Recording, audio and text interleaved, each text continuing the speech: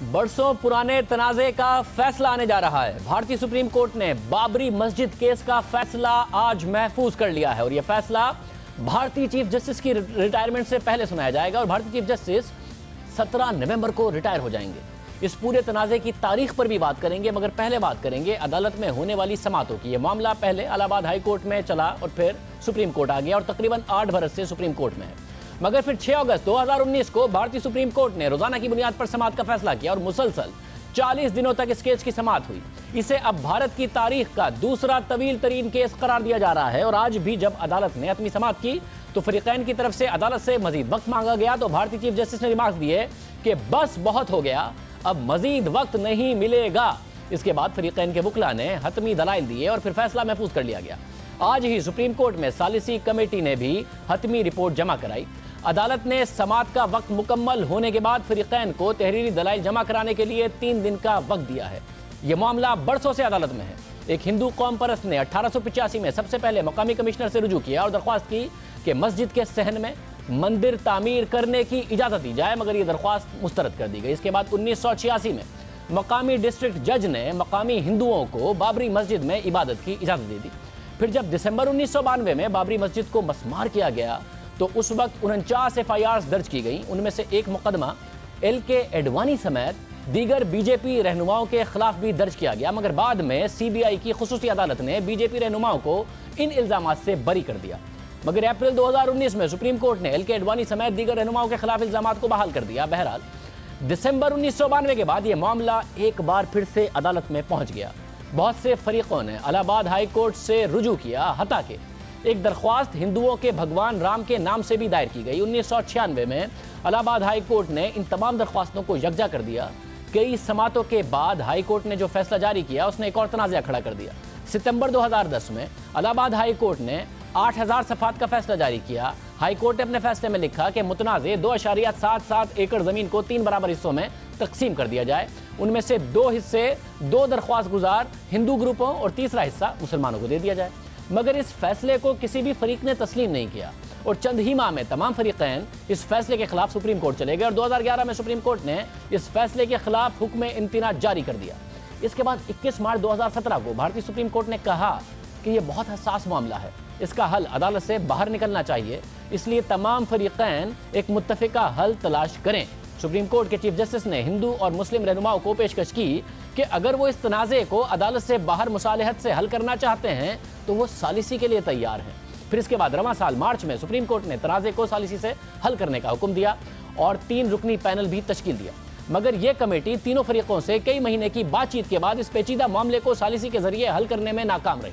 लेकिन गुज़िश्ता महीने इस कमेटी ने दोबारा सालिसी की कोशिश के लिए सुप्रीम कोर्ट से इजाज़त मांगी और इस हवाले से भारतीय मीडिया ने यह भी रिपोर्ट किया कि सालिसी के जरिए फरीकों में मुसालहत हो गई है और सुन्नी वक्फ बोर्ड बाबरी मस्जिद की जमीन की मिल्कियत के दावे से दस्तबरदार हो गया है और समझौते का खाका सालिस कमेटी ने सुप्रीम कोर्ट के सुपुर्द कर दिया है। मगर भारतीय मीडिया के इस दावे की तस्दीक नहीं हो सकी। सुप्रीम कोर्ट का फैसला सामने आने के बाद ही ये सूरत हाल वाज़ेह होगी।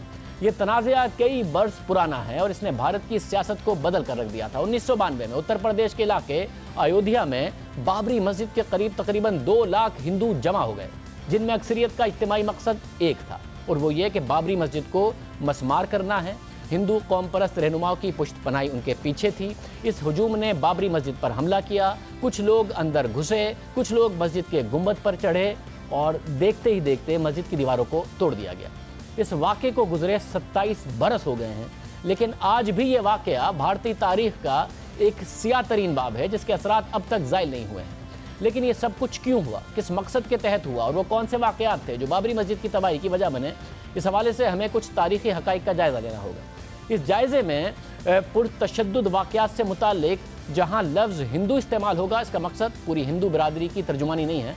बाबरी मस्जिद का नाम बरे सग़ीर के पहले मुग़ल बादशाह बाबर के नाम पर रखा गया और ये मस्जिद 16वीं सदी को उत्तर प्रदेश के इलाके अयोध्या में तामीर की गई।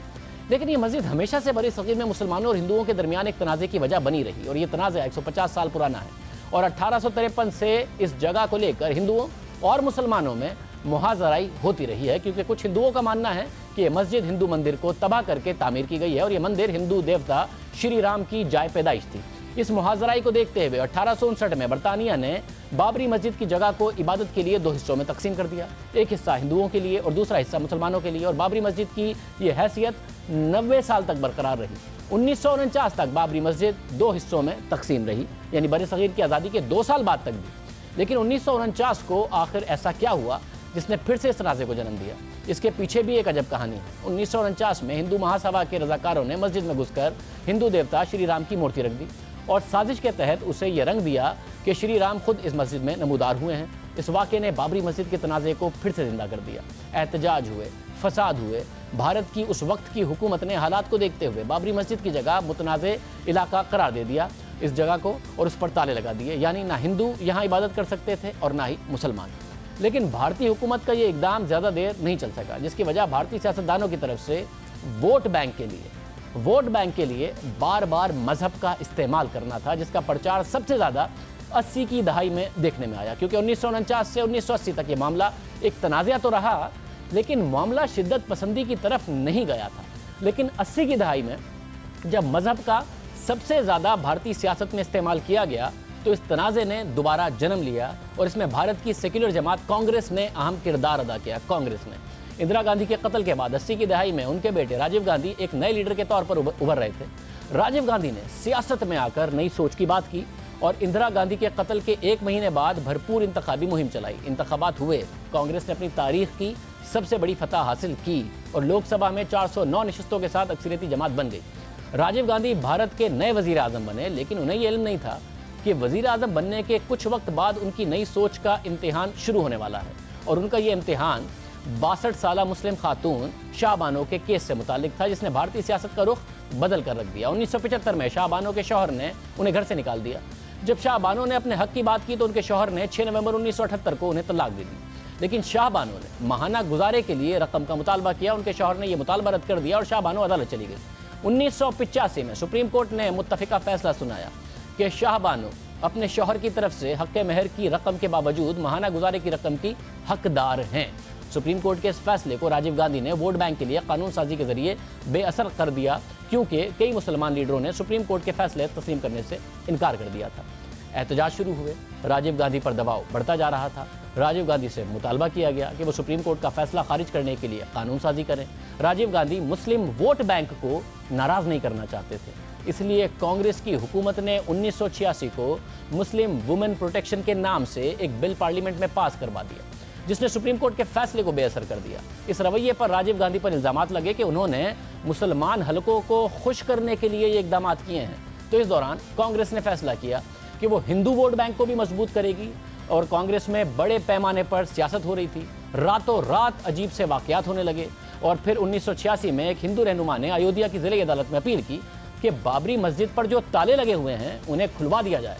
2 दिन बाद जिले अदालत के जज के एम पांडे ने फैसला सुनाया कि अदालत के ताले खुलवा दिए जाएं और हिंदुओं को अंदर जाकर पूजा करने की इजाज़त दे दी जाए। जिले इंतजामिया ने अदालत को बावर कराया कि ताले खुलवाने के बाद हालात ख़राब नहीं होंगे। दोपहर को अदालत ने फैसला सुनाया। शाम को जिले इंतजामिया ने मंदिर के दरवाजे खोल दिए, जिसकी वजह से फैसले से मुतासरा लोगों को आला अदालतों में जाने का वक्त ही नहीं मिला, और मस्जिद के ताले खोलते वक्त भारत के सरकारी चैनल ने लाइव कवरेज भी दिखाई। यानी कांग्रेस की हुकूमत वाज़े तौर पर बाबरी मस्जिद के वाक़े को सियासत के लिए इस्तेमाल कर रही थी। हुकूमत के इस इकदाम को हिंदू वोट बैंक को मजबूत करने के लिए एक लापरवाह इकदाम करार दिया गया। यानी शाह बानो के केस में मुस्लिम वोट बैंक को मजबूत करने की कोशिश की गई, उस केस में अदालती फैसले को नजरअंदाज किया गया, जबकि हिंदू वोट बैंक हासिल करने के लिए बाबरी मस्जिद से मुतालिक अदालत के फैसले पर चंद घंटों में अमल किया गया। 2 अलग तरीके थे, मगर मकसद एक था, सियासत के लिए मजहब का इस्तेमाल, और ये एक सेक्युलर जमात कांग्रेस की तरफ से किया गया। लेकिन कांग्रेस को ये अंदाज़ा नहीं था कि जिस वोट बैंक के लिए वो मजहब का इस्तेमाल कर रही है, उसे हासिल करने के लिए बीजेपी उससे आगे निकल सकती है। और देखते देखते बीजेपी और उससे जुड़ी जमातें खुलकर सामने आईं, और फिर दीगर हिंदू कौम परस्त जमातों ने राम मंदिर मुहिम का आगाज़ 1980 में कर दिया। लेकिन उसको इतनी पजीराई नहीं मिली, मगर कांग्रेस की तरफ से मस्जिद के दरवाजे खोलने के बाद इन जमातों ने अपनी तहरीक को और तेज़ कर दिया। कांग्रेस पीछे चली गई और एल.के. एडवाणी की बीजेपी ने इन जमातों से मिलकर भरपूर मुहिम चलाई, और एल.के. एडवाणी अयोध्या की तरफ तहरीक के लिए बढ़ने भी लगे। पजीराई बढ़ती गई। बीजेपी और दीगर कौम परस्त जमातों ने एहतजाज की कॉल दे दी। मगर हालात बेकाबू होने लगे। एल के अडवाणी खुद पीछे हटते गए, मुश्तइल अवामी लीडर उनसे आगे जाते रहे। अवाम उनसे पूछती रही कि वो पीछे क्यों हट रहे हैं, मगर बात अब कंट्रोल में नहीं थी और ये एल के अडवाणी को नजर आ रही थी कि कंट्रोल से बाहर हो रही है, इसलिए वो पीछे हट रहे थे, मगर सूरत हाल उनके काबू से बाहर हो गई थी। फिर 6 सितंबर 1992 को 2 लाख के करीब हिंदू मुजाहिरीन बाबरी मस्जिद के गिर्द जमा हुए, लेकिन ये एहतजाज देखते देखते फसाद में बदल गया। लोग बेकाबू हो गए, उन्होंने बाबरी मस्जिद को शहीद कर दिया। इस वाक़े में अवाम को आगे करके कुछ लीडरान पीछे हट गए। कुछ मुबस्सिरीन का कहना है कि बाज़ लीडरान को अंदाज़ा नहीं था कि बात मस्जिद के मस्मार होने तक चली जाएगी, लेकिन मजहबी जज्बात का जो दरवाज़ा सेक्युलर जमात कांग्रेस ने खोला था, उसे बीजेपी और दीगर शिद्दत पसंद जमातों ने खुलकर इस्तेमाल किया। मस्जिद शहीद हो गई। वोट बैंक जो कांग्रेस के पास था वो बीजेपी के पास चला गया। 1984 तक 2 निशिस्तों वाली बीजेपी मस्जिद के मस्मार के 4 साल बाद यानी 1996 को 161 निशिस्तों के साथ पार्लियामेंट में आ गई। 2019 में बीजेपी के पास 300 से ज्यादा निशिस्तें आईं। एल के अडवाणी जो बीजेपी के लीडर थे, उन्हें खुद ही अंदाजा नहीं था कि वो मजहब का इस्तेमाल नहीं कर रहे, बल्कि खुद उनका इस्तेमाल हो रहा है। मस्जिद शहीद हुई, नफरत बढ़ती गई, फसादात हुए। 1993 को बम्बई में धमाके हो गए, जिनमें 250 से ज़्यादा लोग मारे गए। हालात ख़राब होते चले गए, ख़राब से ख़राब तर होते गए। बाद में एल के अडवाणी ने बाबरी मस्जिद के वाक़े को अपनी ज़िंदगी का सबसे तकलीफदेह दिन करार दिया। पाकिस्तान आकर भी उन्होंने अफसोस का इज़हार किया, मगर एल के अडवाणी की बीजेपी मजहब के इस्तेमाल में इतनी आगे चली गई कि खुद बानी रुकन एल के अडवाणी साइडलाइन हो गए। वही एल के अडवाणी जिन्होंने राम मंदिर की तहरीक की सरबराही की थी, और अब उनकी जमात का नया चेहरा नरेंद्र मोदी हैं। और जब भी भारत में इंतखाबात होते हैं तो राम मंदिर और बाबरी मस्जिद की आवाज़ें गूंजती हैं, सिर्फ और सिर्फ वोट बैंक के लिए। मगर इस तनाज़े ने इतना नुकसान पहुंचाया कि अयोध्या की नई नस्ल खुद इसके साथ जुड़ने को तैयार नहीं है। मगर जब भी चाहे सेक्युलर जमात हो, चाहे कोई भी हो, मजहब का इस्तेमाल करेगा अपनी सियासत चमकाने के लिए, तो भारत के अंदर भी मिसालें मौजूद हैं कि वो किस तरीके से नुकसान की सूरत में बहुत सालों बाद नहीं, चंद सालों बाद ही पलट कर आता है। इस वाक़े से सबक यही मिलता है कि सियासी मफादात के लिए अगर आप मजहब का इस्तेमाल करेंगे तो एक दिन आप खुद भी इसका शिकार हो सकते हैं, क्योंकि मजहबी मुनाफरत ऐसी आग है जो एक बार लग जाती है तो बुझाना मुश्किल हो जाती है, और फिर आने वाली नस्लें उसमें जलती हैं। याद दीजिए। अल्लाह हाफ़िज़।